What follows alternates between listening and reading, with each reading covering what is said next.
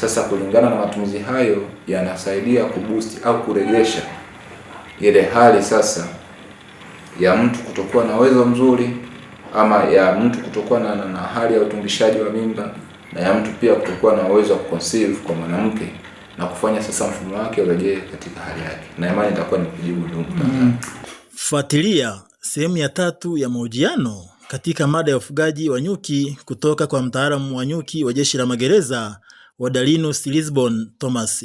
Sasa kulingana na matumizi hayo yanasaidia kuboost au kurejesha ile hali sasa ya mtu kutokuwa na uwezo mzuri, ama ya mtu kutokuwa na hali ya utungishaji wa mimba, na ya mtu pia kutokuwa na uwezo wa conceive kwa mwanamke, na kufanya sasa mfumo wake urejee katika hali yake. Na imani itakuwa ni kujibu ndugu. Nimezungumzia swala la vipodozi kwamba nta inaweza ikasaidia kutengeneza hivyo vipodozi, lakini pia pamekuwepo na changamoto hasa vipodozi ambavyo vinatoka tengenezwa kwenye viwanda kwamba vina madhara ikiwemo kuharibu ngozi, kuleta kansa. Zipo hizo nadharia mbalimbali kutoka wataalamu wa afya. Je, upo uwezekano wa kutengeneza vipodozi kwa kutumia nta ambavyo havina madhara, na ni kwa namna gani? Okay. Tunasema nta imekuwa ikitumika kutengenezea vipodozi kwa kuchanganya na baadhi ya vitu, mfano olive oil, lakini pia kuna sunflower oil, mafuta ya alizeti. Hayo yamekuwa kichanganywa na nta. Baada ya kuchemsha, unachanganya hiyo olive oil. Unaweza kutafuta jamii yoyote ya mbegu ambayo inatoa mafuta na kutengeneza katika haja kimiminika. Kwa nini tuna recommend either olive oil au sunflower oil? Kwa sababu ni moja ya bidhaa ambazo kwanza ingredients zake au ubora wake hauna mchangamano mkubwa wa kemikali. Kwa tunaamini mtu atakapokuwa ametumia mafuta yaliyotengenezwa na nta kwa kuchanganya na mafuta ya alizeti, au kuchanganya na mafuta ya zabibu, ama kuchanganya na mafuta ya zambarau, hiyo kidogo itamsaidia kutokuwa na mharibiko wa ngozi yake ukilinganisha na mtu aliyetumia vipodozi ambavyo vimetumia kemikali. Kwa hiyo tunashauri kwa upatikanaji kwa matumizi mazuri ya vipodozi ama ya mafuta, tutumie mafuta ambayo yametokana na product ya nta, si tu kwa ajili ya kununua, lakini kuimarisha ufanisi na uangavu wa ngozi zetu. Kisayansi umesema kwamba nyuki wanachukua hizi maua kutoka kwenye jamii tofauti. Sasa turudi katika mfumo wa maumbile ya asili ya viumbe. Nini kinatangulia, ni mimea au ni nyuki? Tunasema forest and bees are correlative, yani zinashabihiana. Kwa hiyo panapokuwa na mmea lazima nyuki achavushe, na panapokuwa na nyuki lazima mmea utengeneze chakula. Kwa hiyo kwa utangulizi kwamba nani aliyetangulia, ndio maana nikasema nyuki na misitu au na mimea vinapenda kwa pamoja, kwa sababu kila mmoja anamtegemea mwenzie. Ila mti hawezi ukaishi pasipokuwa na nyuki, lakini pia nyuki hawezi akaishi pasipokuwa na mti.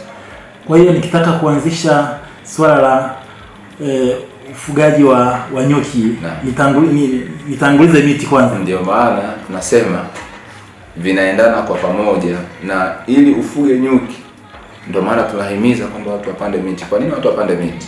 Si tu kwa ajili ya kuuza labda Pinus fatula, watu wauze miti ya mbao ile misindano, au labda watu wauze miti mbao za mijohoro, mikaratusi. Hapana. Dhima kubwa ni kuendeleza kufanya uhifadhi wa mazingira. Kwa utakapopanda mti, nyuki atakuja, atatua, atachukua yale maua, ataenda kutengeneza asali, atachukua chavua, ataenda kutengeneza. Lakini nini kinachokuja kuendelea? Sasa anapokuwa ametengeneza asali ndio chakula chao nyuki. Nyuki yule atazaliana. Baada ya kuzaliana sasa kutakuwa na makundi mengi ya nyuki, na hayo makundi yatasaidia kufanya uchavushaji wa mimea mingi na kwa wakati mmoja, na kusaidia sasa kuwepo kwa food stuff nyingi, chakula kuwepo kikubwa, lakini kuepusha hizi disasters kama ukame ambazo huenda kutokana na ukosefu wa miti, sio upatikanaji wa mvua unakuwa ni mdogo. Tunaweza tukalinganisha kwamba tumekuwa na zone, labda ukienda kanda ya nyanda za juu kusini kule Mbeya, Njombe, Iringa, utaangalia jiografia yao na hali ya hewa yao ni tofauti sana ukienda na Shinyanga. kwa sababu forest coverage kwao ni kubwa. Ukienda kanda ya Ziwa, Kagera, Mwanza, utakuta forest coverage yao ni kubwa, hata mazingira yao pia ni yale ya kijani na kuna uhalisia fulani unaonekana tofauti na mikoa ambayo ni ya ukame kama Singida na Dodoma. Na pia nataka nielewe kwamba je, vipi swala katika maeneo ambayo yana changamoto ya maji, ndio ufugaji wake unakuwaje katika nyuki? Okay, tunasema distance covered ya nyuki kutoka eneo moja kwenda sehemu nyingine na asipotee huwa ni ndani ya kilomita 1 mpaka 7. Kwa hiyo kama eneo lako ndani ya kilomita 1 mpaka 7 hamna chanzo cha maji, tunakushauri at least uwe na chanzo cha maji katika eneo hilo. Ama wakati wa kiangazi unawafidi wale nyuki, yani unawanywesha maji kwa kuhifadhi, aidha unajenga pipes line katika ile apiari yako au manzuki yako, ambayo manzuki ni shamba la nyuki kwa Kiswahili, neno la kitaalamu manzuki shamba la nyuki. Ama unaweza ukaweka katika gallons, vidumu ama madasani ya maji ukakata, then ukatundika sehemu ambapo hakutakuwa na contamination ya majani ama uchafu, na kwa kuweka renting board, ambazo renting board hizo yanaweza kaa ni mawe ambayo hayatoi rangi, na kufanya kwamba nyuki anapokuja kutua katika ile maji asiweze kuzama na kupoteza uhai, bali atue, achukue maji na aende katika mzinga kwa ajili ya utengenezaji wa mazao mengine. Hapa Tanzania kuna mikoa ambayo haina maji mengi, lakini umekuwa na wazalishaji wazuri ndio wa asali. Na wakati mwingine kuzidi mpaka ile mikoa ambayo ina mvua nyingi. Hapa inakuwa imekaakaje? Tunarudi kwenye fakti kwamba huenda asili ya mkoa haina maji mengi, haina vyanzo vingi vya maji kama mito, ziwa na bahari, lakini wafugaji katika eneo lile wamekuwa wakichimba visima ama wamekuwa wakifeed au wakiwalisha wale nyuki katika manzuki kwa kuwapatia maji. Kwa hiyo utakapofanya jitihada hizo, tunaamini utapata kiwango kingi kabisa cha asali, despite kwamba eneo lililopo lina ukame, ila utaweza kuvuna kwa kiwango kikubwa. Pia nataka niulize, umesema kwamba nyuki wanatafuta hizi nta kutoka gundi kutoka miti tofauti zaidi ya miti 100 mpaka 1000. Je, ile miti ambayo ina sumu au nyuki au huwa wana detect na kuikwepa inakuwa kuaje kwenye miti ambayo ina sumu? Tunasema honeybees never forage to rhododendron plant au to hartful plant. Yaani hata ukienda katika msitu ukakuta kuna aina ya matunda mengi na matunda yale yanaiva na yanadondoka chini hayaliwi, tayari ule mti una sumu. Hata ndege wa msituni hawezi kula ule mti. Kwa hiyo nyuki huwa yuko selective sana katika kuchukua maua, na ikiwa sasa amechukua ua lenye sumu ama lina contamination, labda amepita katika bustani amekuta amepulizia dawa pale, labda ndani ya siku moja amerudi akaenda katika mzinga. Katika mzinga pale kuna guard bees, yani katika mlango kuna guard bees, na guard bees hawa wanakuwa ni worker bees ama nyuki wafanya kazi jinsia ya kike. Kwa hiyo kazi yao kubwa ni kuhakikisha kwamba cha kwanza anaingia katika mzinga ni nyuki wa jamii ile. Na kwa nini wanamtambua? Kwa sababu nyuki katika mzinga anakontroliwa au anakuwa chini ya uangalizi wa malkia.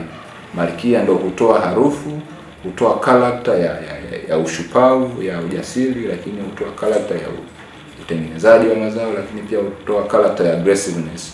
Kwanza ukuta katika mizinga mitatu, kundi moja tu ndio kundi kali sana.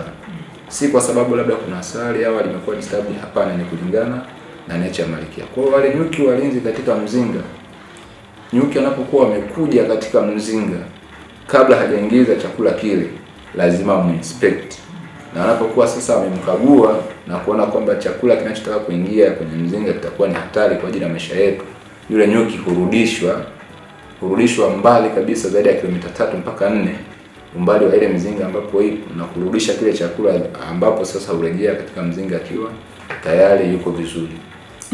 Kwa hiyo nataka kuniambia kwamba haya majeshi swala la ukaguzi kwa ajili ya usalama wamejifunza kutoka kwa nyuki. Huenda kama usiingize hiki. Huenda nyuki ndio mdudu pekee ambao anaishi ulinzi sahihi.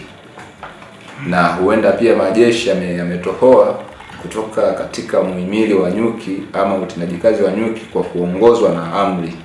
Kwa hiyo hata wale nyuki wafanya kazi, nyuki walinzi, nyuki wanaodunga. Hata nyuki wa kiume, jinsia ya kiume, akienda kumpanda malkia kuongozwa na amri ama order. Kwa kutokana na uhalisia huo, ni kweli swali ulilouliza linaendana na uhalisia wa nyuki. Yeah. Nataka nielewe huyu malkia anaweza kuzaa watoto kiasi gani? Malkia tunasema malkia ana kwanza, ili azae lazima amate. Yaani lazima ajamiane. Na ili ajamiane anaenda katika eneo moja, sio ndani ya mzinga. Tunasema malkia ana forage na inakuwa ni kilomita 5 mpaka 7 kutoka katika eneo la mazuki yake, ambapo sasa katika lile eneo tunaita ni DCA ama drone congregation area, yaani sehemu ambapo nyuki jinsia ya kiume hukutana kwa ajili ya kusubiri malkia kumpanda. Na malkia anapofika au anapowasili katika ule uwanja sasa wa DCA, wale drones wanaanza race, wanakimbizana kumpanda malkia. Anaye succeed anampanda na asiye succeed anarudi. Though sasa yule anayefanikiwa kumpanda malkia huwa anakufa. Tunasema ile ni self sacrifice. Yaani nyuki jinsia ya kiume anapompanda nyuki jinsia ya kike, hususan malkia, huwa anakufa. Kwa nini anakufa? Kwa sababu ile endothallus au bee's penis ama sehemu ya kiume ya nyuki huondoka na sehemu za ndani ya nyuki na kumfanya sasa yule nyuki asiweze kuishi ndani ya masaa 10. Sasa kitu kingine huwa nasikia, sijui ni kweli au ni uongo, kwamba kuna baadhi ya nyuki hawa ambao ni askari umesema, akidunga akatoa vile miiba anafukuzwa kwenye mzinga. Hapana, uhalisia ambaye anafukuzwa kwenye mzinga ni yule nyuki ambaye ameenda sehemu ya kumate. Yaani ameenda sehemu ya kujamiana na malkia DCA, akarudi katika mzinga. Wanasema huyo ni kama traitor, yaani kama msaliti, lakini pia anaonekana kwamba yeye ni dhaifu, kwa kwenye kundi hana umuhimu. Kwa sasa nyuki wale huwa wanatengwa. Ndio ukienda katika mapori unakuta tunaita ni solitary bees, yaani nyuki tu anaamua kuishi yeye peke yake, hana kundi maalum. Unaweza kukuta labda kwenye pango au kwenye mti unamkuta kuna kundi, kuna nyuki labda moja ama mawili, na unakuta wote ni jinsia ya kiume, kwa sababu wametengwa na lile kundi ambapo wameenda katika sehemu ya kumpanda malkia, ila wamerudi sasa kama hawana ushindi. Na malkia anapatikanaje? Malkia ana njia kuu mbili za upatikanaji wake. Kwanza unaweza ukamlei, yaani ukamzalisha, na tunasema queen layering, lazima uchague yai la siku moja, 1 day old larva. Na nyuki ana ukuaji wa hatua 3. Ana egg, lakini ana nymph na ana adult. Sasa katika ukuaji ule, nyuki huyo sasa katika siku ya kwanza ya yai, nyuki yule ndo huwa anachaguliwa. Kwa nyuki katika mzinga wanafanya maamuzi ya kumzalisha malkia. Either malkia aliyekuwepo amechoka kwa sababu ya umri, kwamba hawezi sasa kutaga mayai na kuendeleza kundi. Kwa malkia huzalisha malkia nyuki jinsia ya kike huzalisha malkia mwingine kwa kutumia yai la siku moja, 1 day old larva. Na kwa nini yai la siku moja? Lile yai siku moja huwa linakuwa fed, linalishwa na royal jelly, ambao royal jelly tunasema ni maziwa ya nyuki. Na hiyo royal jelly sasa ni maziwa ambayo hutumika, yani from the word royal ni kama chakula cha kifalme, hulishwa tu malkia na watoto wanaokuwa malkia. Maziwa yale pia humfanya yule malkia anayotengenezwa kuwa na sifa tofauti na nyuki jinsia ya kike mwingine katika mzinga, ambazo sifa hizo utakuta malkia ameprotrude sehemu ya abdomen. Yaani nyuki ana sehemu tatu, ana head ama kichwa, lakini ana thorax ama fumatio, lakini ana abdomen. Kwa zile sehemu za abdomen inakuwa imeprotrude, inakuwa ni kubwa, kwa hususan kwa ajili ya kuwa na uwezo wa kuzalisha mayai mengi. Fare hoja hizi moja. Umesema kwamba malkia akishazeeka anazalishwa malkia mwingine. Je, yule ambaye amezeeka na uwawa na ondolewa kwenye mzinga inakuwaje? Tunasema sasa katika incidence ya malkia aliyekuwepo kabla hajameji, yani kabla hajatokea malkia mpya, yule malkia aliyekuwepo huwa kuna colony division. Kwa kama kuna colony division, automatic malkia aliyezalishwa lazima atoke katika kundi na kuondoka kutafuta sehemu nyingine, akiambatana na nyuki jinsia ya kike wengi wafanyakazi. Huku akiacha kundi lile lenye nyuki lenye malkia mkongwe akiwa na kiwango kidogo cha watoto ama brood, lakini kiwango kingi cha nyuki wafanyakazi. turudi kwenye upande wa namna ya kutengeneza mizinga. Ili upate nyuki lazima pawepo na mizinga, japo nyuki wenyewe wana uwezo wa kujitengenezea mizinga yao. Sasa nataka uzungumzie pia swala la mizinga, upatikanaji wake na utengenezaji wake. Okay. Swala la mizinga katika upatikanaji wake kwetu Jeshi la Magereza au kwa mtu yeyote anaweza kutengeneza. Na nikianza labda upatikanaji wa mizinga kwetu kama jeshi, tumekuwa tukitengeneza mizinga ile ambayo ni recommended ama mizinga ya kisasa ambayo imefanyiwa utafiti na kuthibitishwa kwamba ni mizinga ambayo inafaa kwa ajili ya ufugaji wa nyuki, ambapo tumekuwa na aina kuu tatu. Tuna TTBH ama Tanzania Top Bar Hive. Hii mizinga huwa na pembe 4 ambayo sasa imetengenezwa na inasomeka kwa jina la Tanzania Top Bar Hive ama asili yake au kutumika sana Tanzania, lakini kuna KTBH. KTBH ile inaitwa ni Kenyan Top Bar Hives. Kenyan Top Bar Hives yenyewe ni hususan kwa ufugaji wa nyuki kwa nchi ya Kenya, na umbo lake huwa ni trapezium ukilinganisha na kwetu ambayo ni mstatili au pembeni. Na ukiachana na hizi transition hives, tuna commercial hives. Commercial hive unakuwa una mzinga wenye box nyingine kwa juu. Kwa nini lina box? Tunasema ni honey sucker, kwamba katika kundi kama kundi limekuwa kubwa chini, wale nyuki wanajigawa. Wanapojigawa wanakuja katika zoni ya pili ambapo wanatengeneza pia asali. Kwa ile commercial hive ni kwamba kwa nini ile commercial hive? Kwa sababu inaongeza uzalishaji.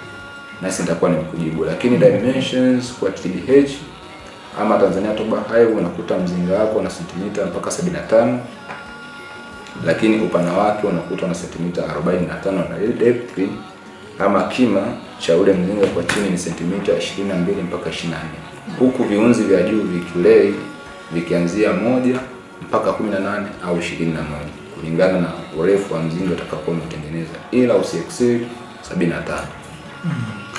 Kwa hiyo inamaanisha kwamba jeshi linatengeneza mizinga kutumia utaalamu wake. Tumekuwa tukitengeneza mizinga kutokana na wataalamu tuliokuwa nao katika vituo vyetu tofauti na kutumia viwanda ambavyo tunavyo katika jeshi kutengeneza mizinga hiyo.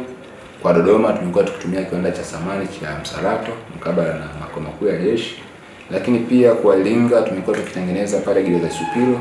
Ukienda pale utakuta kuna mizinga na press order anapata kulingana na maelekezo ya bei yanayokuwa yametolewa kwa mzinga mmoja shilingi 100,000.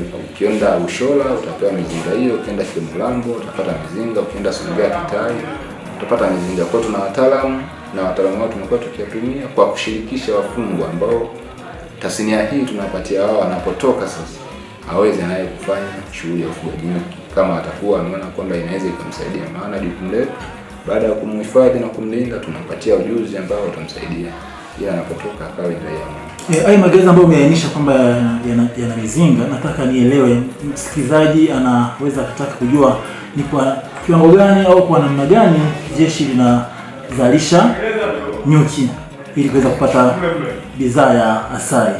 Okay. Tumekuwa na magereza mengi kwa Tanzania bara. Tuna magereza mengi ambayo yanafanya ufugaji na magereza hayo yamegawanyika kikanda. Mfano unapoenda Dodoma utakuta kuna gereza Msalato. Gereza Msalato pale kuna ufugaji wa nyuki, lakini kuna gereza Kongwa kuna ufugaji wa nyuki. Kichana na Kongwa tuna kambi 88 mkabala na soko la Ndugai. Pia kuna ufugaji wa nyuki na mazao ya nyuki hupatikana pale. Tukienda kanda ya juu kusini kuna Kitai Songea ama Kitai Mbinga. Pale ukienda utakuta kuna ufugaji wa nyuki wenye tija na mazao pia yanapatikana. Lakini ukienda kanda ya magharibi Tabora tuna gereza Kimulambo, lakini tuna gereza Uyui, tuna gereza Mahabusu, wote wamekuwa wakifuga nyuki na bidhaa zinapokuwa zinahitajika za mazao hayo hupatikana. Ukienda kanda ya mashariki tuna gereza Wamikuu kwa Morogoro, ni wadau na wafugaji wa nyuki wazuri. Kwa hiyo mtu anapokuwa anahitaji bidhaa kwa kanda ile anaweza kupata. Tukitoka kanda hiyo tukienda kanda ya ziwa tuna gereza Kanegere, tuna Butundwe, tuna Chato pia ambaye ana mizinga mingi sana. Kwa hiyo katika kila eneo ya nchi katika kanda zetu hizo ndizo ziainisha tuna vituo ambavyo ni mahususi sana kwa ajili ya ufugaji wa nyuki na tunawaalika sasa watu wafike kwa ajili ya kujifunza. Wanapotaka kujifunza, hususan katika kipindi cha maonyesho ya 8 kutembelea katika mabanda ya jeshi la magereza, ama katika siku zingine za maadhimisho ya siku ya nyuki duniani, siku ya mazingira duniani, na katika pia maadhimisho ya siku ya biashara duniani Sabasaba, waweze kufika na kujipatia elimu hii ambayo inakuwa ikitolewa. Umesema kwenye upande wa asali kwamba kilo lita moja ni kama 10,000. Sasa nataka nielewe hali ya soko kwa ujumla, soko la ndani lakini pia soko la nje likoje? Soko la asali limekuwa ni kubwa sana ukilinganisha na upatikanaji. Ndio maana tuna encourage au tunashauri watu wafuge nyuki kwa kasi, kwa sababu kiwango kinachotakiwa ni kidogo, ni kikubwa ukilinganisha na upatikanaji wa bidhaa. Yaani demand ya bidhaa ni kubwa ukilinganisha na production ambayo ipo, si tu katika jeshi, hii ni katika taifa letu. Ndio maana unakuta katika kanda za ufugaji wa nyuki, ukienda mkoa wa Tabora kipindi hiki utakuta tayari asali imeshachukuliwa na watu wanatoka katika nchi za Saudi Arabia, wanakuja pale kwa ajili ya kununua, walankuzi wanawaita. Lakini watu wanatoka nchi jirani, wanatoka Kenya, wanakuja kununua pale. Watu wanatoka Oman, wengine wanatoka pia hata visiwani, kutoka Zanzibar wanakuja kuchukua asali. Kwa hiyo unakuta unapofika mpaka mwezi wa 8 mwishoni, tayari asali haipatikani na uhitaji ni mkubwa. Jitihada sasa ni nini? Watu tuna encourage, tunashauri kila mmoja kadri anavyokuwa amewiwa kufanya ufugaji wa nyuki, na si tu kwa ajili ya kupata bidhaa, hapana, kwa ajili hata kuhifadhi mazingira yetu na kufanya kwamba jiografia ya Tanzania inakuwa ni kijani kweli. Turudi kwenye jukumu la jeshi la magereza. Mojawapo ni kurekebisha tabia za wafungwa kupitia miradi mbalimbali ikiwemo ya kilimo na ufugaji. Na hapo awali nimezungumzia kwamba mnatumia ufugaji wa nyuki kurekebisha hawa wanafunzi wetu. Sasa nataka nielewe mwitikio ukoje kwa wanafunzi wetu, kwa maana ya wafungwa kule magerezani katika kujifunza ufugaji wa nyuki, lakini pia hata baada ya kumaliza vifungo vyao kule uraiani wa utekelezaji kivitendo kwa kile walichojifunza ukoje?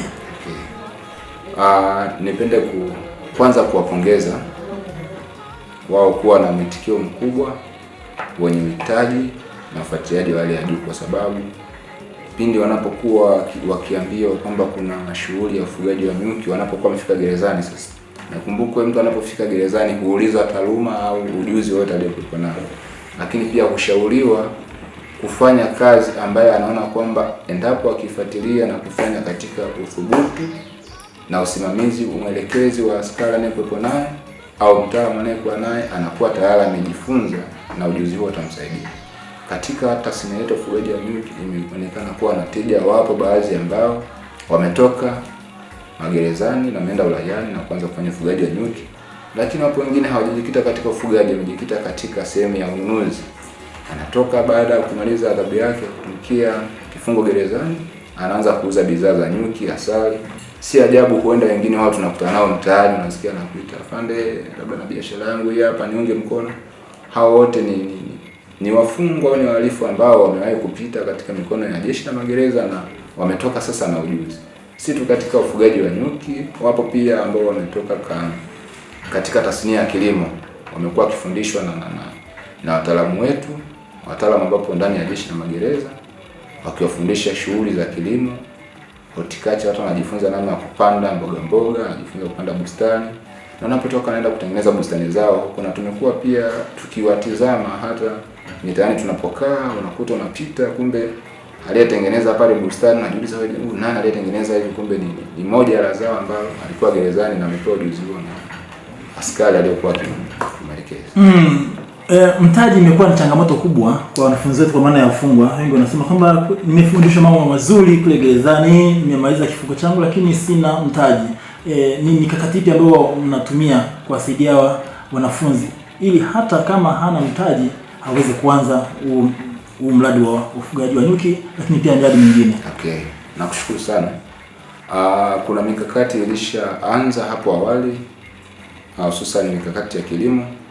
Kuna makubaliano baina ya chuo cha Sokoine Agriculture SUA ile MOU iliingiwa baina ya Jeshi la Magereza na wao kwa kutoa vet ambavyo vitawasaidia wao kupata chochote kitu wanapokuwa wameingia mtaani. Sasa mhalifu ule unakuta amekuja gerezani amefundisha namna ya kulima bustani, lakini anapoenda uraiani haendi tu kwamba mimi nilikuwepo nimekosea jamii, anafika pale lakini ana certificate, ana cheti ambacho kinatambulika na kimepewa dhamana na chuo. Sasa cheti kile kinamfanya yeye aonekane, endapo mtu anahitaji mtu wa kufanya kazi ya kilimo au kusaidia katika sehemu fulani, inakuwa tayari yeye yuko favored na anakuwa ni mmoja wa watu ambao wanakusudiwa kuchukuliwa. Si tu katika hiyo, lakini tuko katika makubaliano na Chuo Kikuu cha Dar es Salaam UDSM juu ya ushiriki wetu wa uhifadhi wa mazingira kutokana na tasnia ya ufugaji wa nyuki. Kwa hiyo hata wao watakuwa na demonstrate, watakuwa na provide certificate ambazo zitawasaidia wao wafungwa kwenda kuwa sehemu ya kupata riziki, despite kwamba mtaji unakuwa ni mgumu, lakini hata kwa kiasi kidogo kupitia kile cheti ama zile jitihada anazokuwa nazo yeye, si lazima aanzishe mizinga 100 au alime hekari 1000. Hapana, anaweza akaanzisha mizinga 5, 10 kadi anavyofanya ule mradi unaendelea, unamlipa na hata bustani hiyo. Wewe ni mtaalamu wa jeshi ambaye umeajiriwa kwa ajili ya kusaidia jeshi hasa katika uwanda huu wa ufugaji wa nyuki. Jeshi la Magereza si tu lina dhima kubwa ya kuhifadhi na kurekebisha tabia za wafungwa, lakini pia lina rasilimali kubwa ya watu, kwa maana ya watumishi, maafisa askari, lakini pia wale ambao sio askari. Na hawa watu ambao wameajiriwa, kama unavyoelewa kiuchumi, kwamba fedha hata siku moja haitatosha mpaka pawepo na mifumo mbadala ya kuiongezea. Ni kwa namna gani mnatumia taaluma zenu kuweza kuwasaidia watumishi ambao wako ndani ya jeshi, lakini pia wale ambao wanajiandaa kustaafu na pia wale ambao wamestaafu, ili kutumia hii fursa ya ufugaji wa nyuki kujiongezea kipato kuliko kuendelea kuwa na misongo ya mawazo inayotokana na pato duni la kiuchumi? Kumekuwa na jitihada mbalimbali za kuhamasisha kupitia mabonanza, lakini pia kutokana na ushiriki wa jeshi katika semina mbalimbali, katika tafrija mbalimbali na hata katika mbio za nyuki mbalimbali, kumekuwa kutolewa vibali kwa ajili ya maofisa na askari kushiriki, si tu kwa ajili ya kukimbia au kwa ajili ya semina, bali kuexplore, kuweza kujifunza na kuona kwamba ninaweza nikafanya kazi hii ikawa ni sehemu ya kuniongezea mimi kipato kwa kufanya jukumu la ufugaji wa nyuki, ama si kwa ajili ya ufugaji wa nyuki nikajikita hata kuwa mfanyabiashara wa mazao ya nyuki, ama si mfanyabiashara wa mazao ya nyuki nikajikita kuwa ni muuzaji wa vifaa ambavyo husaidia katika kupatikana mazao ya nyuki. Kwa hiyo kila mtu anaangalia scope of area, sehemu ambayo yeye anaweza kaiona ni muhimu sana kwake. Huenda asifuge akauza vifaa, huenda asiuze vifaa akauza asali, lakini mapokeo yamekuwa ni makubwa na jitihada za kuwafikia kila mmoja zimekuwepo, kwa sababu kunapokuwa na mabonanza, kunapokuwa na baraza, kunapokuwa na seminars na programs hizi za kutoa au za kuhamasisha ufugaji wa nyuki na kuonesha tija yake, watu wamekuwa na mapokeo makubwa. Tuna imani kwa anayekuwa anawiwa kufanya, anafanya kadri anavyokuwa anasukumwa, na huenda ikawa ni sehemu ya manufaa yake kwa kujishughulisha kwanza, ama kwa kuanza atakapokuwa anaona kwamba inafanya. Umeeleza mambo mengi, faida nyingi zinazotokana na ufugaji wa nyuki, lakini wanasema kila penye mafanikio au kila penye faida, wakati mwingine changamoto waziko pembeni. Ni changamoto zipi ambazo zipo katika swala zima la ufugaji wa nyuki? Ufugaji wa nyuki umekuwa kwanza, changamoto naweza nikasema inatokea kulingana na mhusika. Kwa sababu unapokuja mfano katika jeshi, changamoto zake huenda zikaainishwa katika jeshi, ila katika jamii ndio unaweza kukuta mtu anasema sina mtaji, labda mimi leo hii nikanunua mzinga mmoja shilingi 100,000. Kwa nini nisifuge kuku? Kwa katika jamii wengi unakuta ni mtaji, lakini changamoto pia kubwa ni elimu, kwa sababu kama mtu hauna elimu ya kitu unachotaka kukifanya, huenda usikifanye kwa ufanisi ule unaokuwa umekusudiwa, ama huenda ukikifanya na ukakwama katika hatua fulani, unaweza ukakata kabisa tamaa ya kuendeleza kile kitu. Kwa hiyo wengi pia ni kukatishwa tamaa au kukata tamaa kulingana na ufanisi ule anaokuwa amekusudia. Mimi leo nimewekeza labda mizinga na yadi na shamba la nyuki na mizinga 1,000, lakini baada ya return nimevuna misimu miwili, mwezi wa 7 na 11 nimepata ndoo 100. Sasa nalinganisha ndoo 100 kwa mizinga 1,000, sio productive. Kwa unaona kabisa huu mradi hauna tija, lakini kama kuna supervision hiyo, tija inapatikana na unakuta sasa yule mtu anaendelea kuwekeza. Wito wako ukiwa mtaalamu wa Jeshi la Magereza, wito wako katika swala zima la ufugaji wa nyuki kwa wafungwa waliomaliza vifungo vyao na wanaoendelea kuanza vifungo vyao, kwa watumishi wa jeshi, lakini pia kada nyingine nje ya jeshi, kwa maana ya wananchi wote kwa ujumla? Nipende kutoa wito kwa jamii nzima inayotuzunguka, lakini pia kwa wahalifu tunaokuwa nao baada wanapokuwa wamemaliza kutumikia adhabu zao kadri ya sheria hapa gerezani, katika magereza yao, kwa watumishi na hata wasiokuwa watumishi, tujikite katika shughuli za ufugaji wa nyuki. Zina umuhimu mkubwa sana tunapokuwa tunafuga nyuki, lakini si tu umuhimu, ni moja ya sehemu ambapo serikali imewekeza nguvu kubwa sana, ama nguvu nyingi sana. Tumekuwa tukishuhudia kumekuwa na maadhimisho pia ya siku ya nyuki duniani. Kwa nini pawepo siku ya maadhimisho ya siku ya nyuki duniani?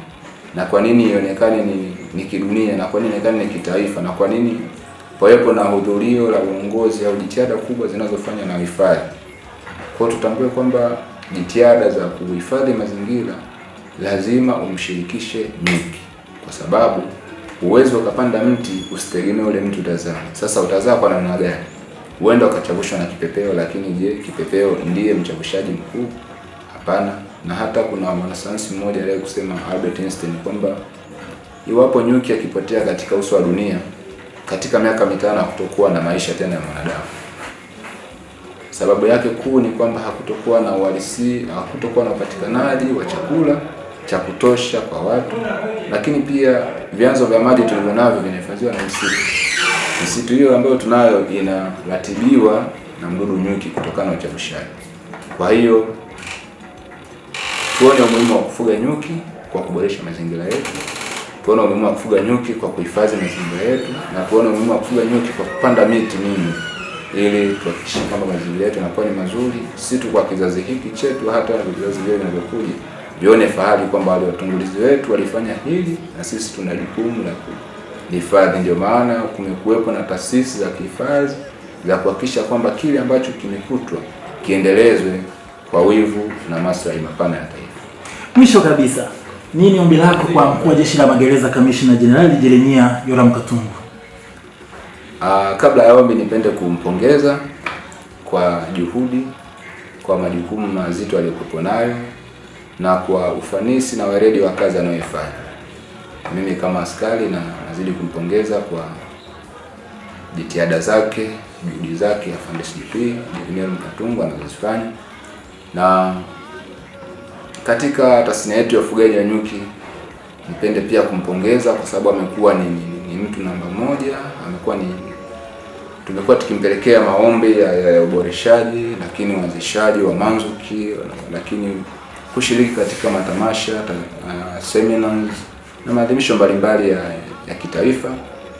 Amekuwa akitoa vibali kwa wakati, lakini pia amekuwa akiencourage, akitoa moyo na kila kitu kama kiongozi amekuwa akifanya kwa ajili ya tasnia ya ufugaji wa nyuki.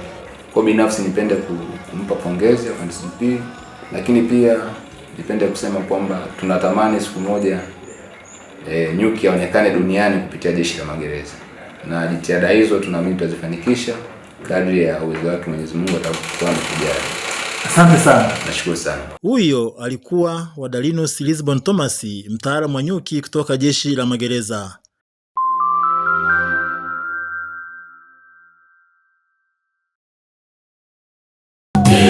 Nzima ya jeshi letu la magereza ni kuwa na jeshi imara la kisasa. Dira na dhima ya jeshi letu la magereza ni kuwa na jeshi imara la kisasa, tena lenye wataalamu wa hali ya juu, viwango vya kitaifa na kimataifa, tena lenye wataalamu wa hali ya juu, viwango vya kitaifa na kimataifa. Wafungwa pia nao ni watu na wathamini, japokuwa walishatengwa